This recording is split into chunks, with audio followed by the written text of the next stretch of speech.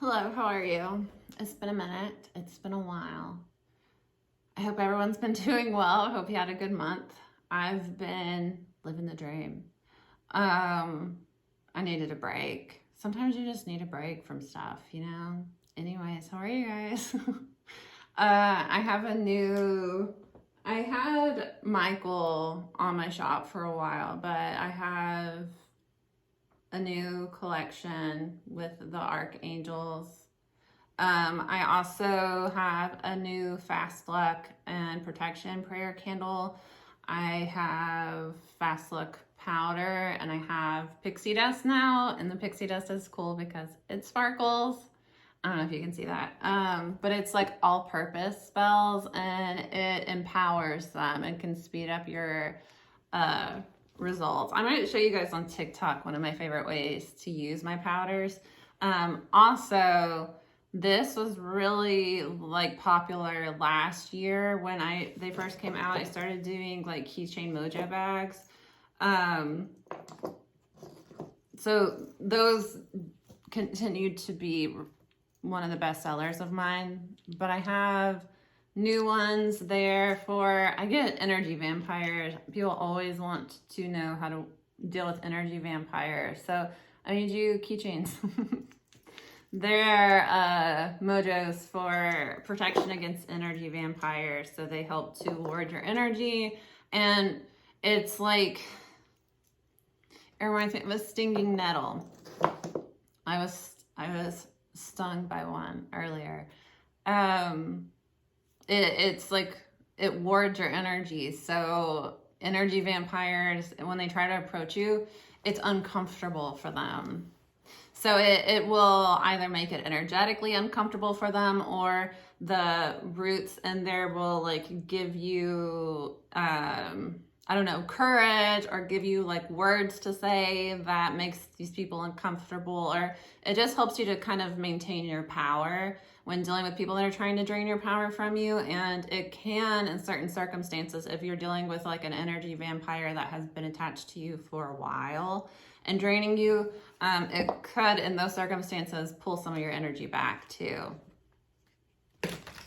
I'm going to use a deck that I rarely use and I don't know. I have my notes beside me if I like read through the whole book before doing this, but if I forget.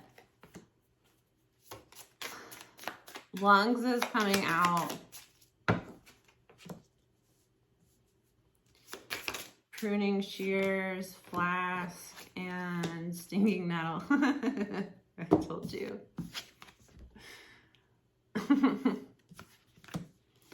I think I'm just gonna make this. Did I say who it was already? I started to do like a divine feminine, and then I was like, maybe I'll do a divine feminine, divine masculine. And I was like, well, I promised Pisces, so I don't know what reading this is gonna be yet. It doesn't really matter. I'm just gonna make this a general reading. I might do some more tonight. I might not. Anyways, what I see for you guys, I'm not even gonna really show you the cards, to be honest with you, because sometimes I like to use decks that have more like, my more used decks, their energy gets like muddled over time because they're like used for so many people. I clear them regularly, and you can watch me clear them at beginnings of most of my readings. But using a deck that you don't use very often, or using decks that are just for you, their energy is more like kind of pure, I guess, in a way. That's not really the word for it, but it's a different energy that I need, so I have to protect it a little bit. Anyways,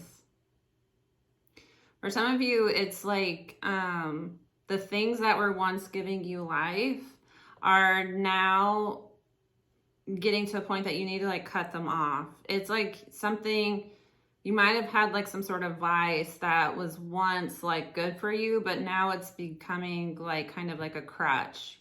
And in order to move forward, you really need to let this go, because you need to find more of your happiness like from yourself, from within, rather than relying on these habits or this vice or relationship situation, whatever. You rely on it too much and it defines your happiness for you. And it's almost like for some of you, this is what you like.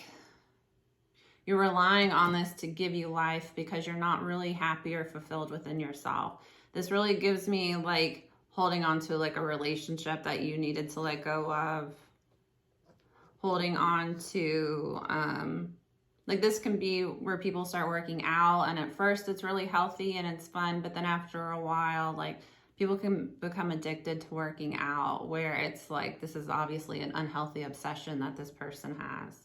I believe some people use working out as a way to self-harm. Is that the norm? No, but I've seen it. Some of you, it might be alcohol. For some of you, you might drink too much and you rely on drinking to help you like relax. Like this is somebody that like you have to have wine every day at the end of the day, a beer every day. At first it was kind of harmless, but now it's, for some of you, it's like, they're saying it's like becoming your personality. Like I was talking about like with the gym. I think that's, I don't want to be offensive because like going to the gym is awesome and good for you, but I think that it becomes an addiction for people and they'll start to lose parts of themselves and replace it with like this new gym identity. It's the same as like any other addict where you watch them lose parts of themselves. People that have a love addiction, they lose parts of who they are in every relationship, you know? People have a sex addiction. They become so obsessive about like going out, being out, finding the next person that they're going to hook up with. Like it's an obsession to where like they don't have a personality outside of it. It can be spirituality too. Like some people like get so obsessive and fixated on like being a witch, being spiritual, you know? It's like, what else do you have going on for yourself though? Like, do you have any actual like opinions? Do you have any stances? Do you have any, you know, personality behind this ego? It's an addiction. It's an ego. It's an ego mask. And for some of you, it's like you're trying to put a bubble of fun around you is what they're saying, to avoid wounds that you need to heal. There are a lot of wounds that you need to heal. And for some of you, you have to heal wounds when it comes to going out for something and it not working. Somebody has like rejection wounds here.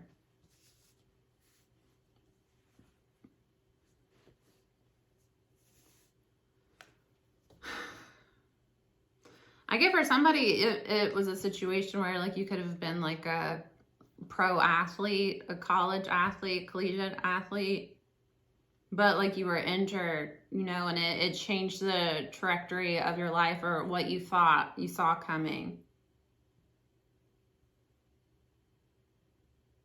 And what you thought was going to be like a really positive experience for you was really painful. Like that can be like you get a full ride. I don't know why I'm getting sports for somebody, but it gives me an energy like, okay, let's say you get like a full ride through like a sports scholarship. But then like one of your last games, you get like critically injured to where you can never play that sport again. So you lose a scholarship too. That's the sort of energy that somebody like has a very deep wound that it's like since that happened to you, have not been the same. Whether this be like really big or really small, like this could be like, you know, you thought somebody was the love of your life and you planned this big proposal and what you thought was going to be like, you know, an amazing wedding, marriage, you know, life together. Like it ended up just being really like hurtful, whether they left you at the altar or, you know, this was just like an abusive relationship. Something that you thought was going to be beautiful was really kind of tragic and wounded you on a very deep level and disconnected you from your true self. And you have not been able to let this go. And it's very heavy for you. So you put this like bubble of whatever addiction that you have, and you've allowed it to transform into like a secondary identity for you, so that you can kind of disassociate from who you truly are, because that person is very stuck in a shadow energy and wounded in a very dark place. And the problem is that like who you were is still part of you. So it's like a deep shame. That's so sad. That's deep, guys. Are we sure this isn't a Pisces reading? That's deep.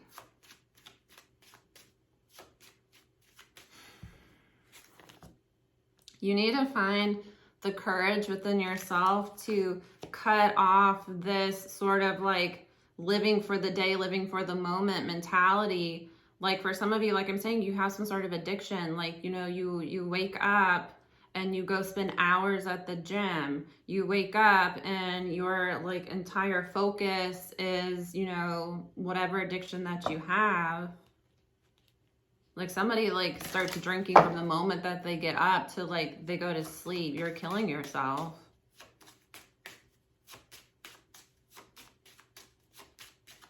And you're trying to mask it as like, you know, this is just something that I do to be social. This is like not a big deal. Like you have a deep shame within yourself that you're not letting go of, and you're not healing, and you're just like trying to cover it up in whatever addiction you can find. You're really, it's like you're deteriorating your life. They're saying it's shortening your lifespan.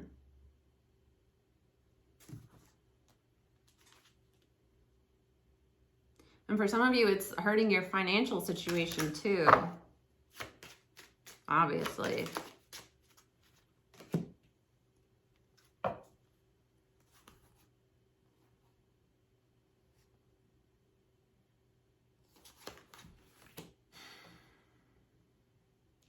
There's a woman here that uses her energy, her manifesting power, to try to play to the hearts of other people, and it's weighing you down.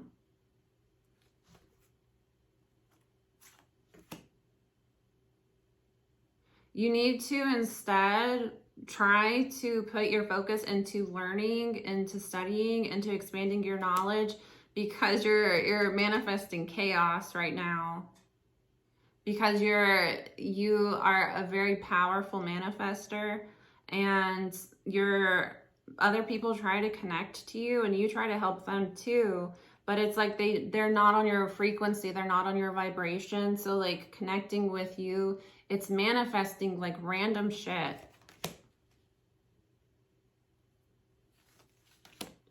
I realized I was doing that on accident. You're probably, I don't know if I want to tell anybody this. And so like when you're aligned, when you are tapping into your ancestral knowledge, when you're tapping into your past life knowledge and your connection with your higher self, you begin to pick up on skills that you had in past lives.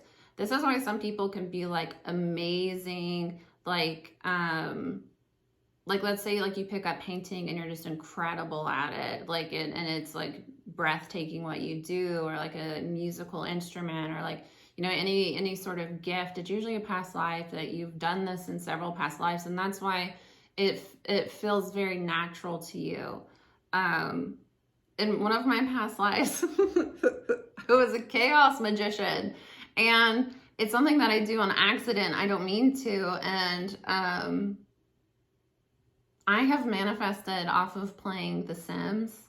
I have manifested off of like my likes on social media, like on Twitter. I used to like tweet things as a joke and then they would happen. Like I was manifesting, and it was like so chaotic, and it was like I couldn't really control it. I was manifesting off of other people, because I was like I would put this tweet out. Other people would read it and they would not understand that that was a joke, or that, you know, I was just being silly, that they'll take it seriously, and then I will manifest off of their energy on accident. It's like a mutual manifestation I was doing with people. Because I didn't have strong boundaries. And also I had to recognize that the heart wants what it wants, and your heart is often pulled toward past life, skills, talents, what brought you joy in a past life, and what you blessed other people with in a past life, whether you want to or not. For some of you, you're a very powerful manifester, and you have very strong light energy, but you're too much of a bleeding heart, and you connect to too many people trying to help them in situations that aren't healthy or good for you, and it weighs you down. And Spirit is kind of manifesting chaos into your life, or has been, to get you to recognize that you need to take more of this wolf energy. This is a book I was thinking about before I even started this reading. There's, I can't even remember it, the title. It's like The Women Who Run with Wolves, something like that. It's an older book, but it's one of those, like, it's like The Alchemist. It's one of those books that you have to read. Especially, obviously, as a woman, you need to read that book, because it's a book on how to rewild and reclaim that feminine energy that's been lost to the patriarchy, that's been lost to colonization, that's been lost to the whitewashing and violence against the divine feminine. It's a really beautiful book, and it's very inspirational, and I typically read it like every 1 to 2, 3 years. It's something that I've read probably like 4 times now, 5 times.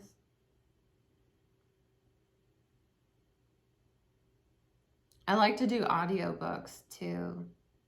If you're somebody, I have ADHD, so I can sometimes have to like reread and reread a page because I can't focus on it, and it disrupts my flow, and it's frustrating. And it like will make me not want to read for a while because I get mad. Audiobooks are good for walking meditations too. If you have like a book like The Alchemist, putting it on and then like going on a hike. Well, obviously, if you're like hiking alone, especially as a woman, be careful about wearing headphones. It's dangerous out here, but audiobooks are good too. Anyways, you have to find it within your heart to have courage to make more alpha energy decisions. You're trying to nurture too many people into their highest self at the detriment of your own self and those that you could actually be helping through inspiring them. Action is one of the best like teachers to other people. You can tell somebody, look, I don't like what you're doing, stop what you're doing, 1,000,000 times till you're blue in the face. If they don't respect you, if they don't want to hear it, if they don't want to listen, if you're inconveniencing this person and they don't value you enough and the relationship enough, or they're not aware of the consequences, you're not giving them consequences, they'll try it, I lost my train of thought. Sometimes you have to, it's your actions, I can tell somebody I'm going to cut you off if you do that again 10 million times. The more I say it and then I don't actually follow through, the more this person is going to take me as a joke. It's the same as children. When you're working with children, I used to counsel children, so it was like the kids that were bad. Those were my kids, You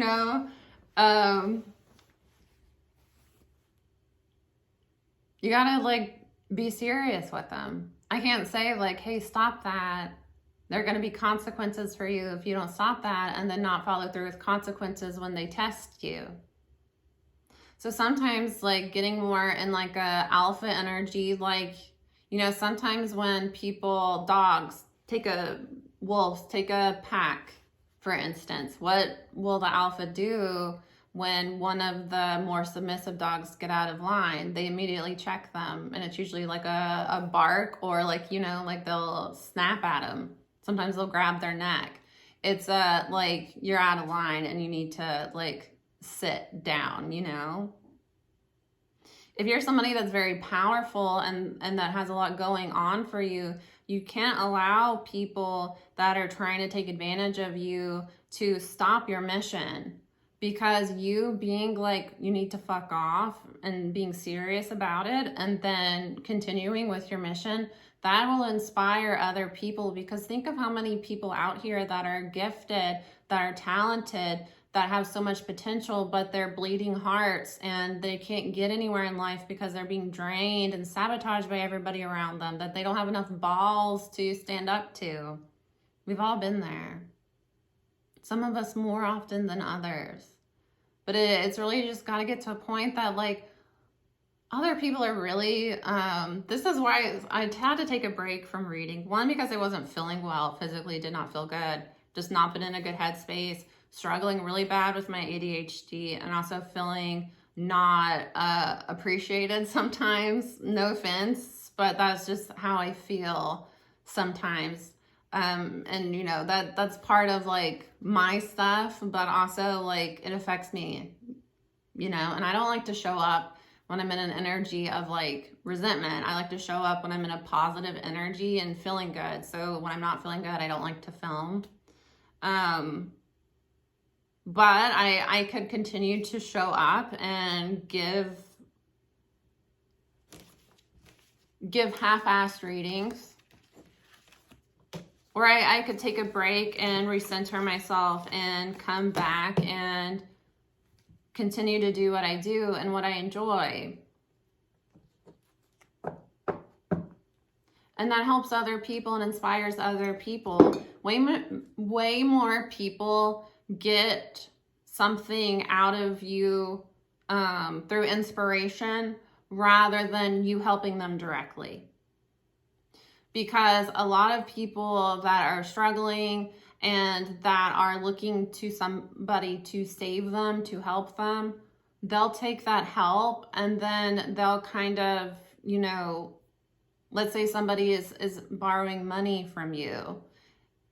If there's somebody that borrows money often and they feel in an energy of, they don't feel good about themselves, their earning potential, they spread themselves too thin, they don't go after better opportunities financially, you helping them, they're just going to spend that money and then, you know, be without again. But you doing things that inspire this person to, I'm going to do better and I'm going to turn my life around because I watched this person do it. By inspiring somebody, you help them get onto your own path. Sometimes helping people, you're sent as an angel, you're meant to bless this person. But if somebody's not in a position to truly receive the blessing that you're giving them, they'll take it for granted. And then oftentimes they'll come to expect more out of you. That's just, you know, human nature. Everybody's guilty of doing that from time to time.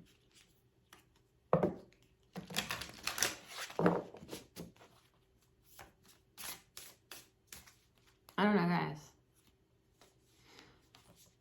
You have the fire within you to untangle yourself from this mess. And once you do, you're really gonna like move forward quickly. And that's because your ancestors are trying to help you come into a better energy. They're trying to help you prepare for this blessing that's coming in for you. For some of you, it's like your space is physically messy. You're not taking good care of yourself. You need to clear space and work to prepare for these blessings, because I get that your ancestors are going to shoot you forward.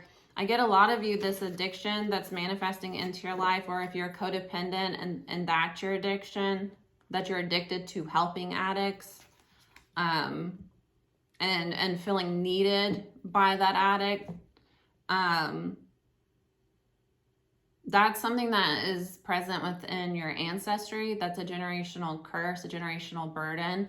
And that's something that you're helping to heal. So when you just need to put forth a little bit more work to prepare and not get so easily discouraged, because a lot of times the thing that you're trying to manifest that isn't manifesting and that's driving you crazy and making you feel powerless, and it's because that's not good for you, or it's you're settling.